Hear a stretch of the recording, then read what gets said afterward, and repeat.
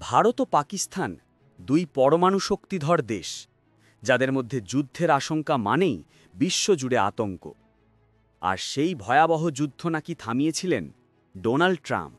হ্যাঁ, আমেরিকার সাবেক প্রেসিডেন্ট দাবি করেছেন, আমি না থাকলে ভারত আর পাকিস্তান আজও যুদ্ধে লিপ্ত থাকত।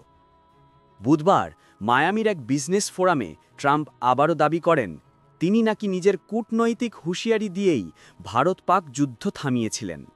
তার কথায়, তখন ভারত ও পাকিস্তানের মধ্যে যুদ্ধ লেগে গিয়েছিল। 7টি বিমান গুলি করে নামানো হয়, আর একটা গুরুতরভাবে ক্ষতিগ্রস্ত হয়। আসলে মোট 8টি বিমানই ধ্বংস হয়েছিল। কিন্তু এখানেই শুরু ট্রাম্পের সংখ্যার খেলা।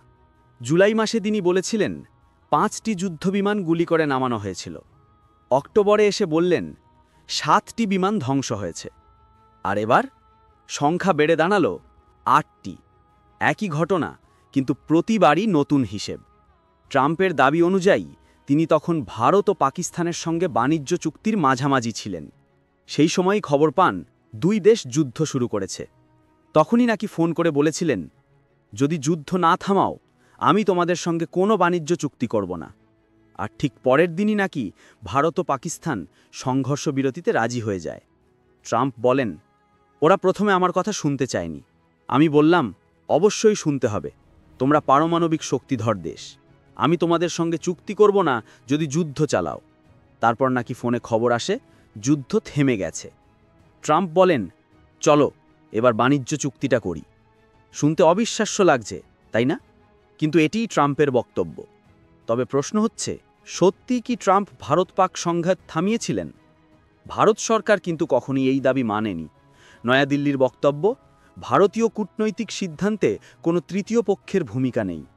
অন্যদিকে পাকিস্তান আমেরিকাকে ধন্যবাদ জানিয়ে বলেছে, ওই হস্তক্ষেপের ফলে সংঘাত থেমেছে।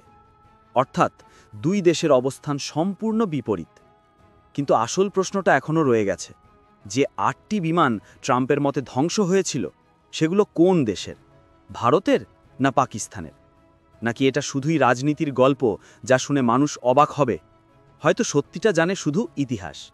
কিন্তু একটা জিনিস নিশ্চিত, ট্রাম্প আবারও প্রমাণ করলেন যে সংখ্যা যেভাবেই বদলাক, আলোচনার কেন্দ্রবিন্দু তিনি সব সময় থাকবেন। আপনার মতে ট্রাম্প সত্যিই ভারত-পাক যুদ্ধ থামিয়েছিলেন? কমেন্টে জানাও তোমার মতামত। আর এমন আন্তর্জাতিক খবর জানতে চ্যানেলটি সাবস্ক্রাইব করো।